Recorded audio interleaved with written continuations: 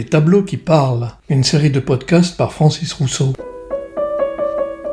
Jacques-Louis David, 1748-1825, la mort du jeune Barras, 1794, huile inachevée sur toile, musée Calvet, Avignon. Un des tableaux les plus étonnants du peintre classique Jacques-Louis David, habituellement plutôt coutumier des scènes mythologiques ou des grandes fresques officielles, qui n'a pas en mémoire son célèbre Sacre de Napoléon. Il en va tout autrement avec cette mort de Barras, ne pas confondre avec la mort de Marat, qu'il peignit aussi, de même que les derniers instants de Michel Lepelletier, ces trois toiles faisant toutes partie d'une série consacrée aux martyrs de la jeune République naissante.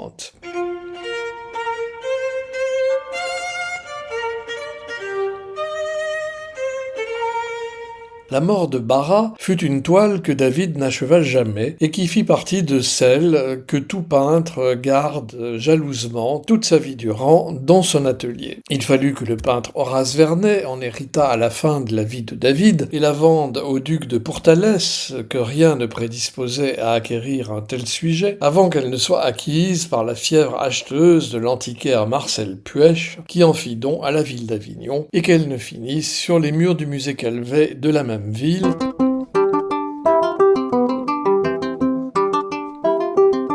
Le tableau représente donc le jeune Joseph Barras, âgé de 14 ans à peine, engagé comme tambour, hussard ou ordonnance, on ne sait pas très bien, dans l'armée républicaine révolutionnaire. Le 7 décembre 1793, Barras trouve la mort dans une embuscade près d'un trou paumé de Vendée. Selon la légende, encerclé par des Vendéens qui le sommaient de crier « Vive le roi », il aurait répondu « Vive la République » et pour cela donc il aurait été massacré. Pauvre enfant.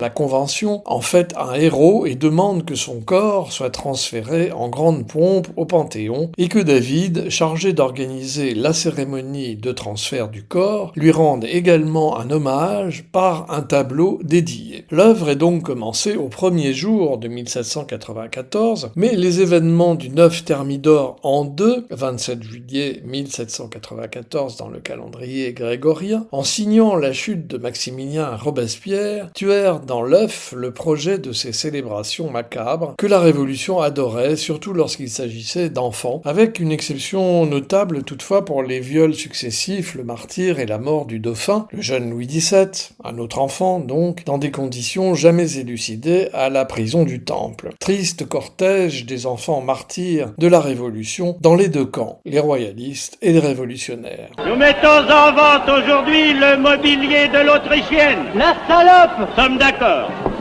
Voici le canapé, les fauteuils et les chaises de la femme du gros cochon. Qui a trahi la France? Je ne dis pas le contraire, citoyen, mais il ne s'agit pas de ça. À la chute de Robespierre, le sympathique père de la terreur, le tableau ainsi que la cérémonie de panthéonisation du jeune héros furent abandonnés par David. Il relégua la toile dans un coin de son atelier, en attendant des jours meilleurs, qui viennent d'ailleurs pour lui, puisqu'il va finir par devenir le peintre officiel du consulat, puis du Premier Empire, puis de la légende napoléonienne en général, mais qui enfouirent du même coup l'enfant héros de la Révolution dans un oubli diplomatique assez long.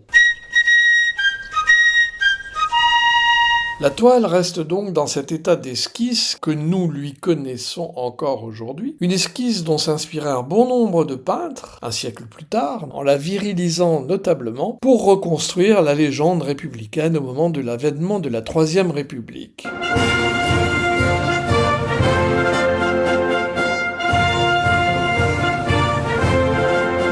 Que voit-on? Un adolescent nu au caractère androgyne plutôt marqué. Il vient d'être blessé et se meurt, allongé dans une position alanguie, comme s'il cherchait du secours, la jambe repliée dans un geste de douleur, son sexe si enfoui entre ses jambes qu'il en devient presque inexistant, accentuant le caractère hermaphrodite de l'ensemble. Alors qu'on la remarque à peine, il tient sur sa poitrine une cocarde tricolore, dont on notera que David n'a peint que la couleur rouge, et une lettre, que la légende crédite d'être celle que le jeune Barras aurait voulu adresser à sa mère avant son dernier souffle. On devine, à peine tracé, sur la gauche du tableau, un drapeau et un soldat témoin de la scène dramatique qui se déroule sous ses yeux. J'ai l'impression qu'il ne faudrait pas qu'on fasse trop de bêtises en ce moment. La nudité du tambour a parfois été justifiée par le fait que ces meurtriers royalistes lui avaient ôté son uniforme républicain de force. Pour certains historiens, cette nudité est un choix esthétique et symbolique de David, au contraire, pour rapprocher le jeune tambour des héros de l'art grec classique, qui étaient tous représentés, comme chacun sait, nus. Il avait préparé son coup. L'historien Jean-Clément Martin, spécialiste de la Révolution française et de sa mémoire, écrit quant à lui « Ce tableau de David crie que l'enfant Barras n'était pas seulement un jeune héros, immortel et intemporel, intouchable et éloigné des pesanteurs terrestres, mais qu'il avait bien aussi une vie charnelle, sensuelle, et que son sexe, finalement indéterminé, peut-être du fait de cette indétermination signalée, signait son appartenance à un monde androgyne. » Même la duchesse, même la baronne, videz votre verre à la santé d'une jeune personne qui s'appelle la liberté. La liberté.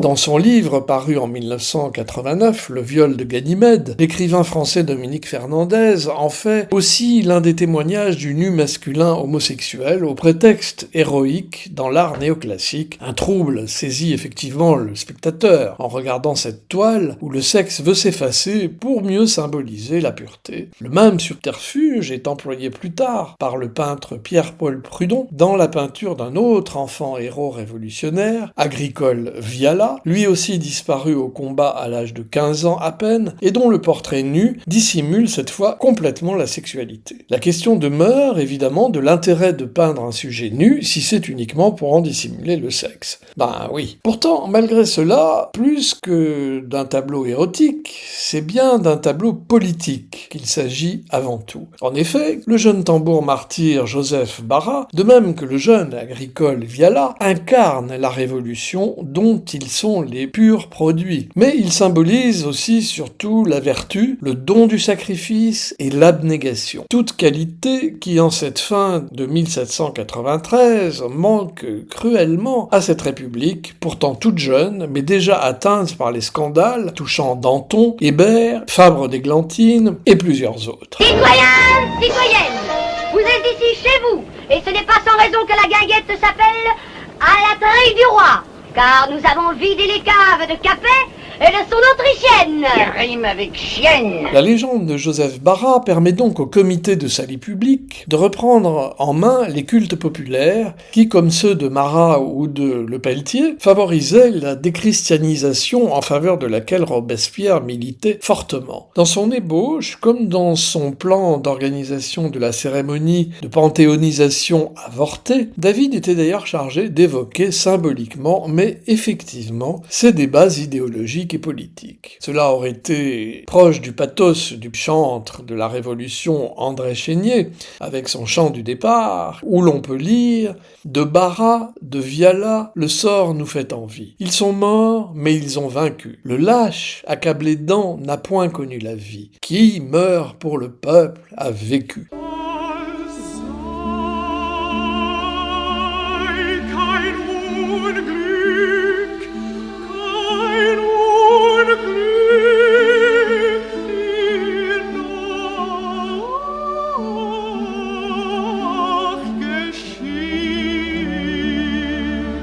L'instrumentalisation des enfants, au mieux de sa forme, en somme, reste que mourir à 14 ans, république, monarchie ou empire, est un acte d'une grande indignité, qui n'honore ni ceux qui le commettent, ni ceux qui l'instrumentalisent.